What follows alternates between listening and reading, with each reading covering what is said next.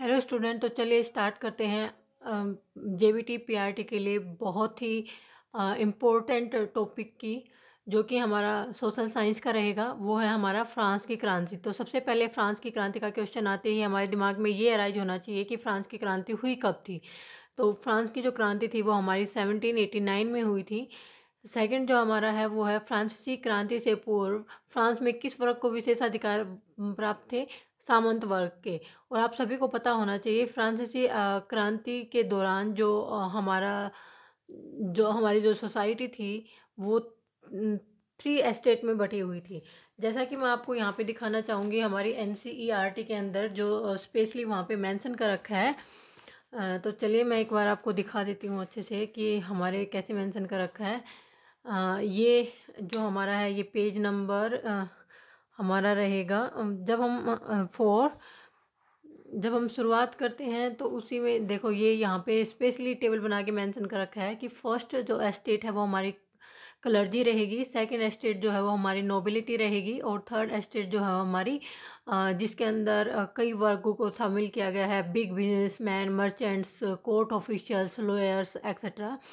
और पीजेंट और आर्टिशंस भी इसी के अंदर आते थे। स्मॉल पीजेंट, लैंडलेस लेबर और सर्वेंट भी इसी के अंदर आते थे। इस प्रकार अगर हम शॉर्ट्स में कहना चाहें कि जो हमारे थर्ड सोसाइटी थी, जो थर्ड एस्टेट था, उसके अंदर रिच और पुअर दोनों ही वर्गों को शामिल किया गया था।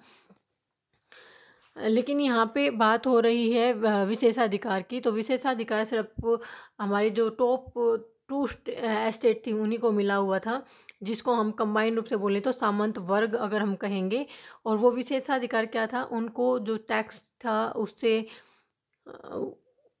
देने की कोई आवश्यकता नहीं थी, उनको रिलैक्सेशन था टैक्स से।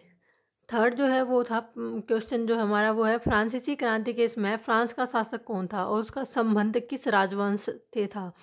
तो फ्रांसीसी क्रांति के दौरान जो हमारा शासक था वो हमारा लुई 16वां यानी कि लुई 16 अगर हम बात करें वो था, और वो बुर्बो राजवंश का था। फोर्थ जो हमारा क्वेश्चन रहेगा रोमन कैथोलिक चर्च का सबसे बड़ा अधिकारी कौन था? जो रोमन कैथोलिक चर्च था उसमें सबसे बड़े अधिकारी को हम पोप बोलते थे। फ्रांसीसी क्रांति के समय फ्रांस की संसद किस नाम से प्रसिद्ध थी? तो यहाँ पे स्टेटस जनरल के नाम से प्रसिद्ध थी।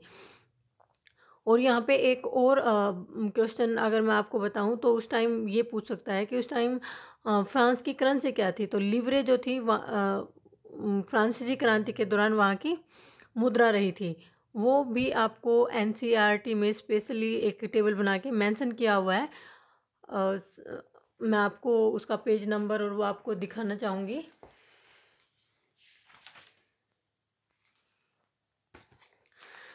And that is also mentioned on the page number 4, livre unit of the currency of the France, जो कि डिसकंटिन्यू हुई 1794 में, यानी कि 1774 से लेकर 1794 यानी कि कंटिन्यू 20 ईयर्स अगर हम बात करें, यानी कि 20 ईयर्स बोलने का मतलब है कि लुई 16 के टाइम जो हमारी करेंसी थी वो लिवरे थी। और यहाँ पे जो मेन ध्यान देने वाली जो बात है वो क्लर्जी के अंदर कौन कौन से शामिल हुए। तो क्लर्जी तो था वो group of person invested with the special function in the church, यानी कि क्लर्जी के अंदर ऐसे ग्रुप को शामिल किया गया था, ऐसे ग्रुप ऑफ पर्सन्स को शामिल किया गया था जो चर्च में स्पेशल फंक्शंस करते थे, यानी कि पूजा पाठ करते थे, उनकी देखभाल करते थे। और यहाँ पे एक और आपको नया वर्ड देखने को मिलेगा, वो है तीर्थ। तीर्थ जो था वो था a tax levied by the church comprising 1/10 of the agriculture produce। यहाँ पे हमसे एक एमसीक्यूज ये भी पूछ सकता है कि जो टीर्थ था वो क्या था? तो वो एक टैक्स था जो कि चर्च के द्वारा लगाया जाता था, चर्च के द्वारा लिया जाता था लोगों से। और वो कितना होता था, उसकी राशि क्या थी? तो वो हम बोल सकते हैं कि 1/10 यानी कि 1/10वां भाग, जो हम 10वां भाग जो है वो एग्रीकल्चर प्रोड्यूस का वो हमारा टेट्स में होता था। और टैली नाम की एक और टैक्स होता था जो कि पेड किया जाता था डायरेक्टली टू द स्टेट, यानी कि डायरेक्टली राजा को ही पे करना अगर हम बोलें तो ये एक डायरेक्ट लिया जाने वाला टैक्स था। तो ये 2 टैक्स आपको याद करने हैं, क्लर्जी हमसे पूछ सकता है। और थर्ड एस्टेट में कौन-कौन शामिल होता है, क्या पुअर शामिल होते हैं, नहीं शामिल होते हैं, इस टाइप के क्वेश्चन भी पूछे जा सकते हैं। तो हम लिख सकते हैं कि third state include rich and other poors, यानी कि उसमें रिच और पुअर दोनों ही शामिल थे, क्योंकि रिच के अंदर बिजनेसमैन वाली कैटेगरी आ जाती है और पुअर्स के अंदर जो स्मॉल पीजेंट थे उनको शामिल है। स्मॉल पीजेंट्स, लैंडलेस लेबर्स या सर्वेंट्स जो थे वो इसके अंदर इंक्लूड होते हैं। तो चलिए बात कर लेते हैं हम नेक्स्ट क्वेश्चन की।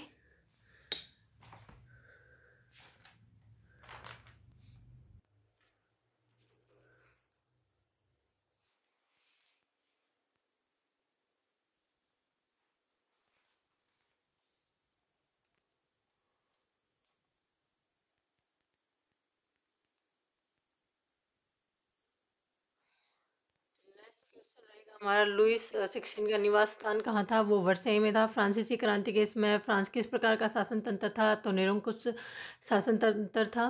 फ्रांसीसी क्रांति को जन्म देने वाले 2 प्रमुख दार्शनिक कौन कौन से थे? एक मोंटेग्यू था और एक रूसो था। रूसो के द्वारा कौन सा ग्रंथ लिखा गया था? सोशल कॉन्ट्रैक्ट, जिसको हम हिंदी में बोलें तो सामाजिक समझौता।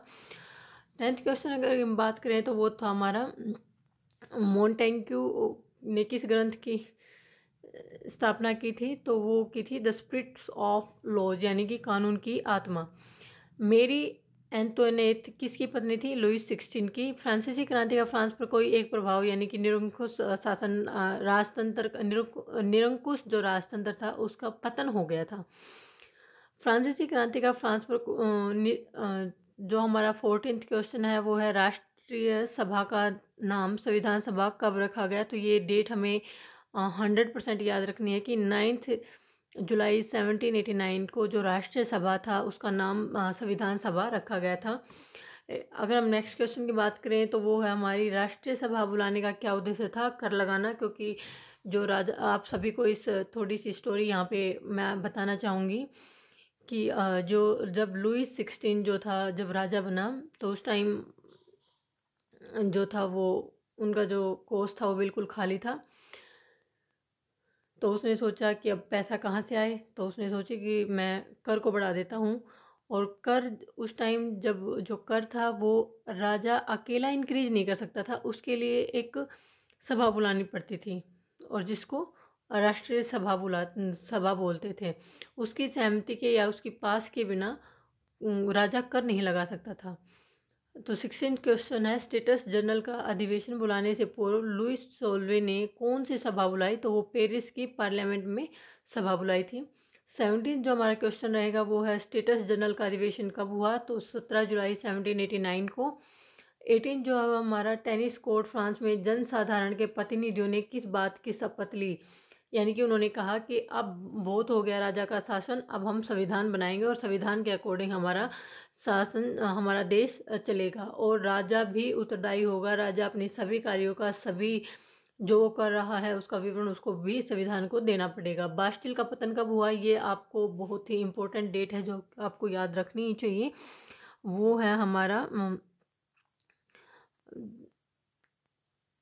14 जुलाई 1789 को।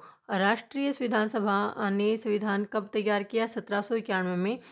जीरोदिस्ट क्लब के सदस्य किस विचारधारा के पक्षपाती थे? गणतंत्रवादी विचारधारा के। यानी कि ये एक यानी कि निचले तबके के जो लोग थे, यानी कि जो स्मॉल लेबर थे या फिर सर्वेंट्स थे, उनका था ये क्लब। और इसमें ये चाहते थे कि लोगों का जो शासन है, लोग सरकार बनाएं और उस हिसाब से हमारा देश चले। तो यानी कि उनकी जो सोच थी वो गणतंत्रवादी सोच थी। पहली बार फ्रांस की जनता ने किस दिन राजमहल को घेरा? तो वो ये दिन भी हमें इम्पोर्टेंट है, जो याद रखना ही चाहिए। वो था 20 जून 1792 को। पेरिस की भीड़ ने दूसरी बार राजा के महल को कब घेरा? तो वो घेरा था 10 अगस्त 1792 ईस्वी को। फ्रांसीसी विधानसभा का सबसे प्रमुख कार्य क्या था? राजतंत्र की समाप्ति, यानी कि वो ये चाह रहे थे कि राजा के जो द्वारा जो निरंकुश शासन है उसको जड़ से ख़त्म कर दिया जाए। राष्ट्रीय सम्मेलन द्वारा जारी नए कैलेंडर की प्रथम तिथि कब से प्रारंभ हुई? तो वो हुई 22 सितंबर 1979 से। राष्ट्रीय सम्मेलन ने लुईस 16 के लिए क्या दंड निश्चित किया? तो वो निश्चित किया था मृत्युदंड, यानी कि जैसे वो गिलोटिन में सबको लटका के और फरसे से एकदम काट देता था, और वही तरीका उन्होंने लुईस 16 को दंड देने के लिए अपनाया था। और ये कब दिया गया था ये भी आपको याद रखना है, वो दिया गया था 1793 को।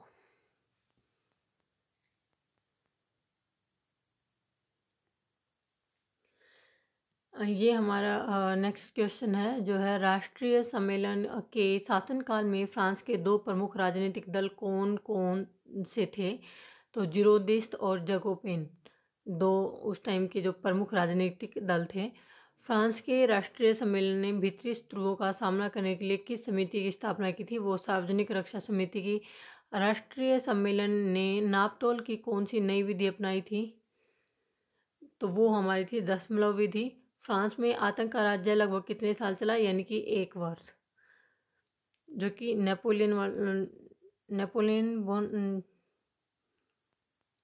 सामान्य सुरक्षा समिति की स्थापना कब हुई? 1792 को। और आतंक का राज्य की स्थापना कब हुई? 1793 को। क्योंकि 92 से 93 तक जो था वो आतंक का शासन रहा, और इसी टाइम को हम आतंक का राज्य भी बोलते हैं।